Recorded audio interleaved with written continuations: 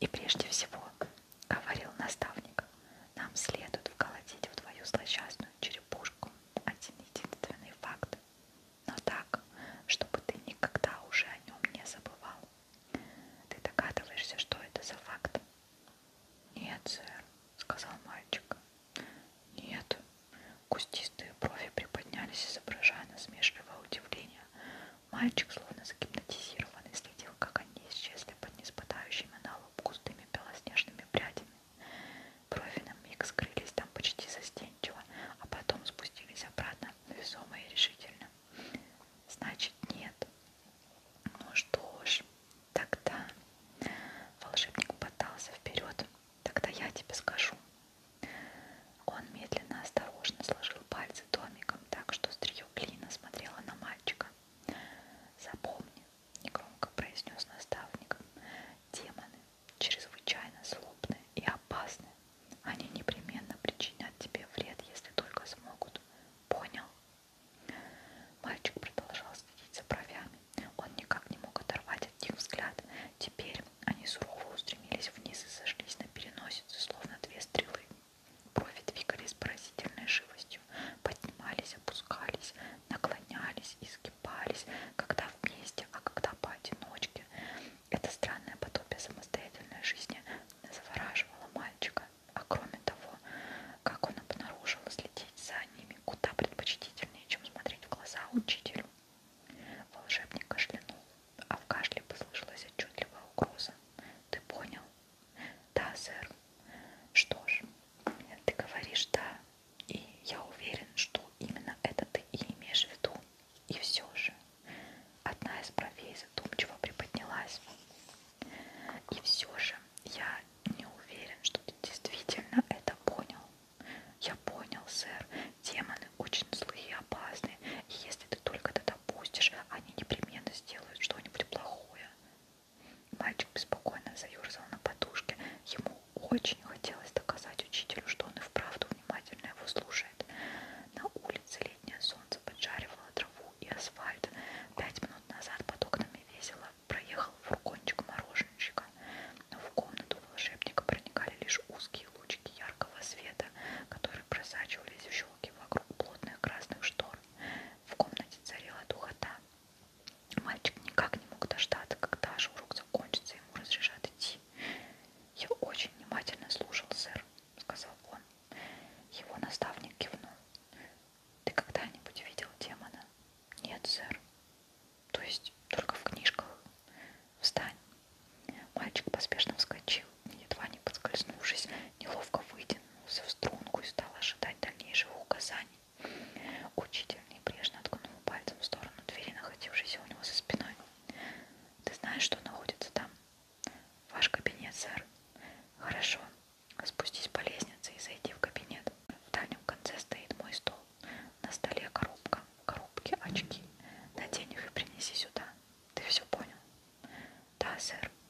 «Отлично, ступай». Под внимательным взглядом учителя мальчик подошел к двери. Дверь была сколочена из некрашенных досок со сложной текстурой. Мальчику пришлось повозиться, чтобы одолеть тяжелую бронзовую ручку, но прикосновение к прохладному металлу было приятным. Дверь беззвучно повернулась на смазанных петлях, и мальчик, шагнув через порог, оказался на лестнице. Ступени покрывала ковровая дорожка. Стены были оклеены обоями с изящным цветочным узором. Сквозь небольшое окошко на середине пролета струился ласковый солнечный свет. Мальчик спустился осторожно, перебираясь со ступеньки на ступеньку.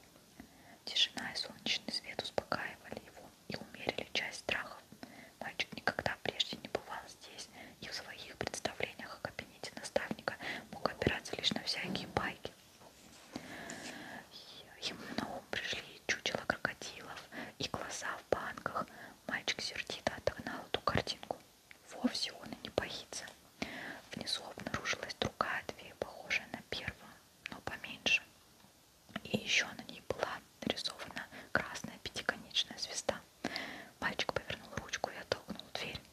Дверь отворилась, но неохотно. Мешал толстый ковер. Мальчик шагнул через порог, невольно затаив дыхание, а потом глубоко вздохнул, почти с разочарованием. Здесь все было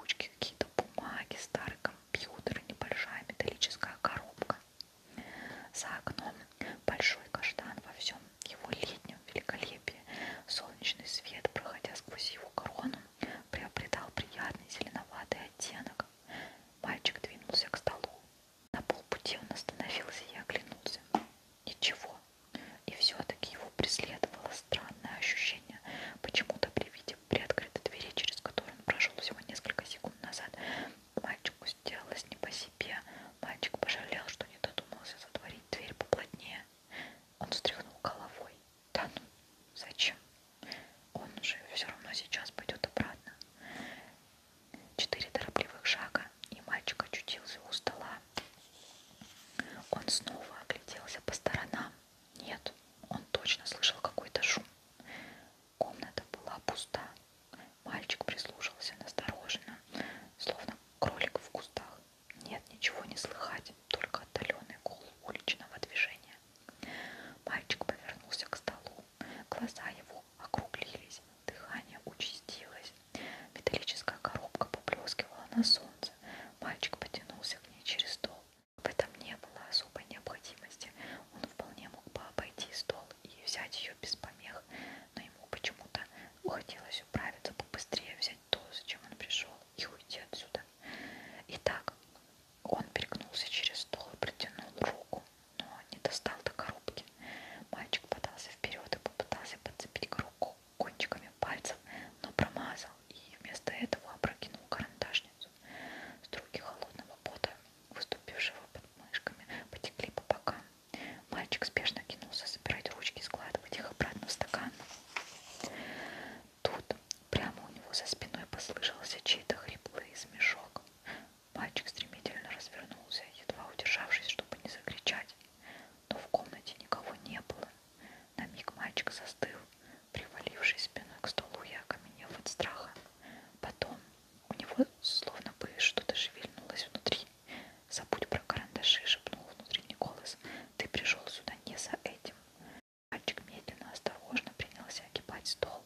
Он держался спиной к столу, чтобы не упускать комнату из виду.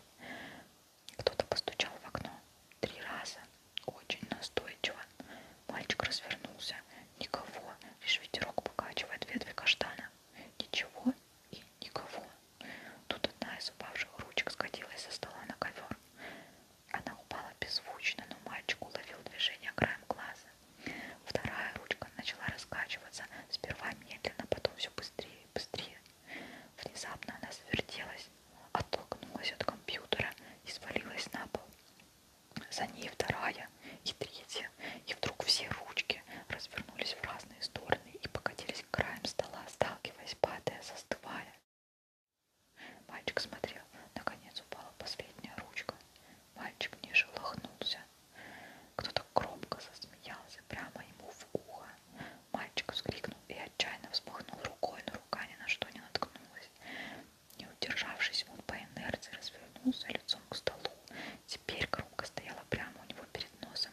Мальчик схватил ее и тут же выронил. Нагревшийся на солнце металл обжег ему ладонь. Коробка ударилась о стол, и у нее оторвалась крышка.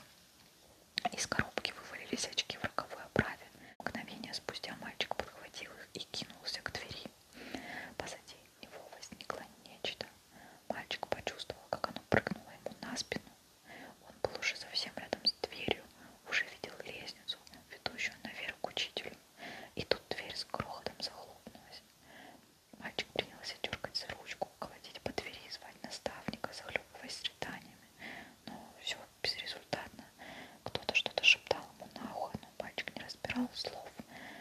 В смертельном ужасе он пнул дверь на уши пальцем.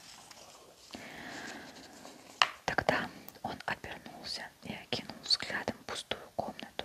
Вокруг слышались шорохи, негромкие постукивания, шелест, как будто по ковру, по книжным полкам и даже по потолку двигались какие-то неведомые существа.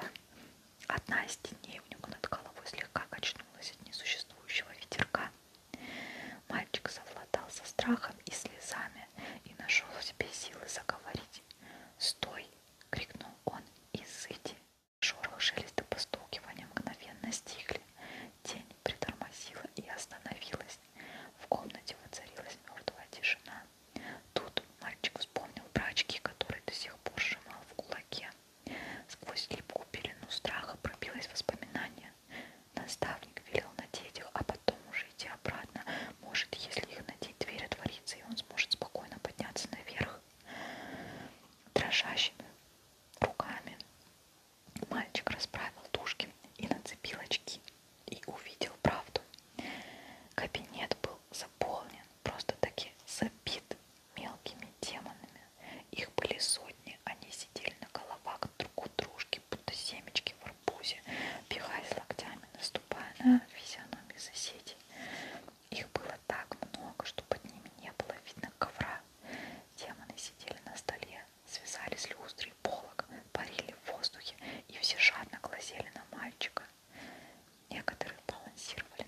задевающих носах сородичей или цепляясь за их конечности, иные демонстрировали тыл. Повсюду виднелись хвосты, крылья, рога, бородавки, а еще лишние руки, ноги, рты и глаза. И слишком много чешуи, и слишком много волос, и всего другого в совершенно невероятных местах. У некоторых были клювы, у других хоботки, и почти у всех зубы. Демоны были всех мыслимых цветов и оттенков, зачастую сочетавшихся совершенно неуместным образом. И все они, что было сил, старались вести себя как можно тише, чтобы убедить мальчика, будто тут никого нет. И им действительно приходилось прилагать массу усилий, чтобы стоять недвижно, невзирая на подергивание хвостов и крыльев и непроизвольное шевеление их чрезвычайно подвижных ртов. Но в тот самый миг, когда мальчик надел очки, демоны уразумели, что теперь он способен их видеть, и с торжествующими воплями накинулись на него. Мальчик закричал, прижался спиной к двери и сполз на пол. Он вскинул руки в попытке защититься и сшиб очки с носа. Уже ничего не видя, он перевернулся на живот и свернулся клубком, задыхаясь от кошмарных звуков, которые окружили его со всех сторон. Шелеста крыльев, шороха чешуи, поскребывания маленьких острых коготков. 20 минут спустя, когда наставник спустился за ним и разогнал бесенят, мальчик лежал на том же месте. Его принесли к нему в комнату. Сутки после этого мальчик ничего не мог есть. Неделю он молчал и не отвечал ни на какие расспросы. Но постепенно к нему вернулся дар речи, и мальчик вновь принялся за учебу. Наставник никогда больше не упоминал об этом происшествии, но он доволен был результатами урока, источником ненависти и страха, что пробился в его ученике в той залитой солнцем комнате. Это был один из самых ранних жизненных уроков Натаниэля.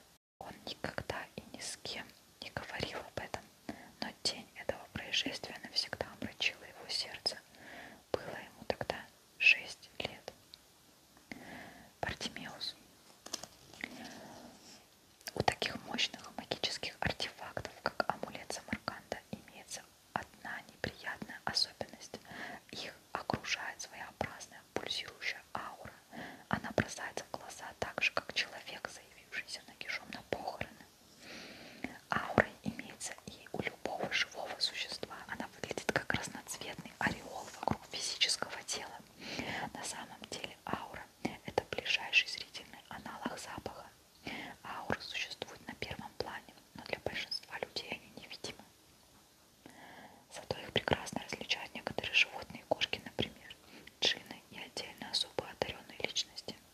Цвет ауры все время меняется в зависимости от настроения ее обладателя, так что по ней легко определить, испытывает ли человек страх, ненависть, скуку и так далее. Вот почему так трудно ввести джинна вокруг пальца, если желаешь ему зла. Ясно было, что как только Саймону Лавлису сообщат о моей дерзкой выходке, он тут же разошлет своих шпионов высматривать ауру амулета, и чем дольше я буду оставаться на одном месте, тем больше вероятность, что меня кто-нибудь засечет. Мальчишка вызовет меня лишь завтра на рассвете. Мне куда больше устроило бы заявиться к Сопляку, не откладывая, и избавиться от амулета. Но волшебники вечно настаивают, чтобы мы являлись лишь по вызову и в строго определенное время. Это спасает их от неудобств самого разного рода, вплоть до преждевременной кончины. Так что мне нужно было умудриться пережить еще несколько часов. Кого этот волшебник мог за мной послать? Вряд ли у него имеется в распоряжении много джиннов, сопоставимых по силе с Вакварлом или Джабаром, но он наверняка способен наскоро собрать ораву слуг послать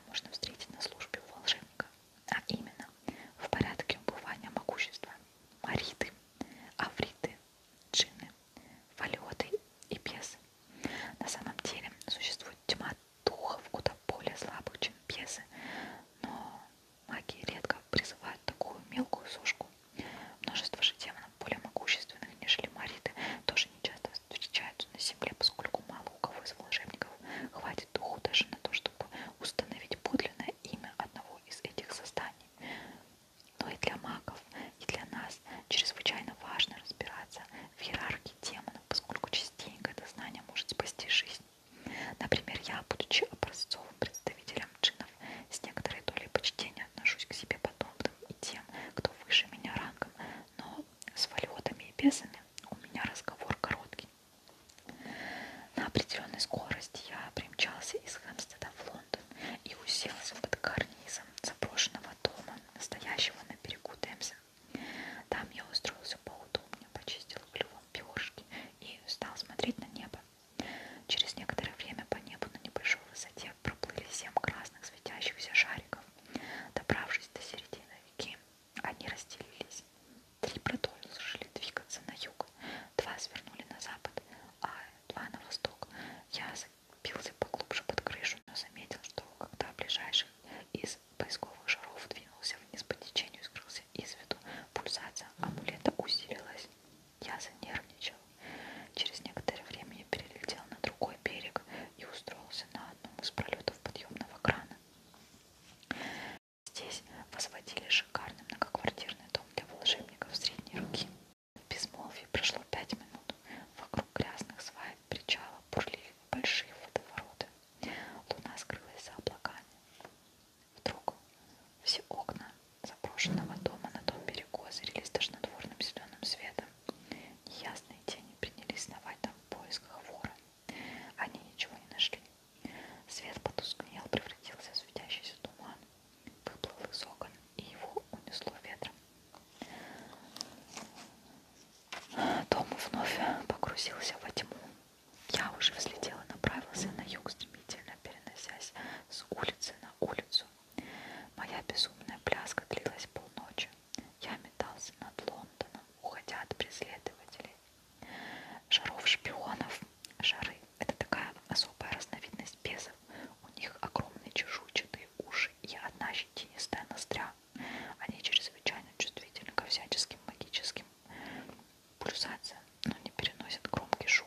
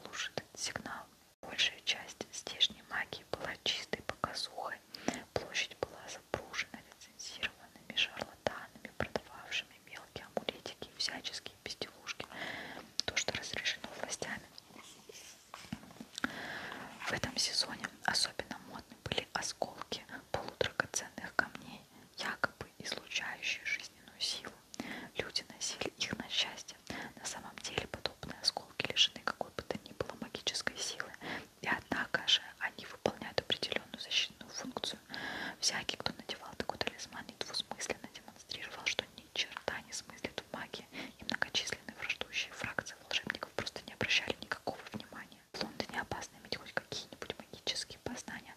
Ты сразу становишься полезным или опасным, и в результате прочие волшебники тут же норовят втянуть тебя в свои игры. Японские и североамериканские туристы с горящими жадностью глазами копались в грудах разноцветных камней и бижутерии, разыскивая соответствующие знаки зодиака для всех своих родственников, а бодрые продавцы кухни терпеливо впаривали им свой товар. Если бы не фотовспышки, я с легкостью мог бы вообразить, будто нахожусь в Карнаке. Вокруг заключались сделки, звучали радостные возгласы, сияли улыбки. Неподвластная времени живая картина легковерия и алчности. Но на площади можно было найти и кое-что посерьезнее этих пустяковин. То тут, то там вход в небольшие шатры стояли сдержанные, спокойные люди. В эти шатры посетители пропускали по одному. Очевидно, там находились по-настоящему ценные артефакты, ибо у каждого такого шатра околачивался хранитель, принявший какой-нибудь непрусский облик, к примеру, личину голубя. Я старался держаться подальше от хранителей, а то мало ли вдруг они восприимчивее, чем кажутся. Среди толпы бродило несколько волшебников. Не похоже, чтобы они тут что-то покупали. Скорее вышли прогуляться с ночной смены в каком-нибудь правительственном учреждении Уайтхолла. Одного из этих волшебников, облаченного в хороший деловой костюм, сопровождал на втором плане бес, прыгал по пятам за хозяина. За прочими, одетыми попроще, тянулся следом лишь многозначительный запах фимиама, пота и восковых свеч. Полиция тоже была представлена. Несколько обычных констеблей, пара неприятных типов с каменными мордами, парни из ночной полиции. Последние демонстрировали свое присутствие ровно настолько, насколько это требовалось для предотвращения неприятностей. Вокруг площади то и дело мелькали огни фар, автомобили уносили министров и прочих волшебников из их кабинетов в здании парламента в клубы на Сент-Джеймс. Я находился в непосредственной близости от ступицы огромного колеса власти, распростершейся до границ империи, и здесь, если повезет, я незамеченным просижу до того самого момента, пока меня не вызовут. А может и не просижу. Я как раз неспешно брел мимо особо невзрачного ларька и разглядывал разложенный в нем товар, когда меня кольнуло неприятное ощущение слежки. Я немного повернул голову и оглядел толпу. Сплошная бесформенная масса. Я проверил сопредельные планы. Никакой скрытой угрозы. Обычное жвачное стадо, сплошь тупое, человеческое. Я снова повернулся к ларьку и рассеянно взял в руки мое волшебное зеркало. Кусок дешевого стекла, оправленного в рамку из розовой пластмассы и разукрашенного жезлами, котами, волшебниками и шляпами. Опять я резко развернул свое тело. В толпе образовался просвет. Прямо напротив меня я разглядел невысокую полную волшебницу, группку подростков, столпившихся вокруг киоска, и полисмена с подозрением косившегося на подростков. Казалось, будто никому из них нет до меня никакого дела, но я не мог ошибиться. Подобные ощущения меня никогда не подводят. Ну что ж, буду наготове. Я принялся разглядывать зеркало и устроил из этого форменное представление. Великолепный подарок из Лондона, мировой столицы магии, кричала этикетка на обороте зеркала. Сделано в Тайва.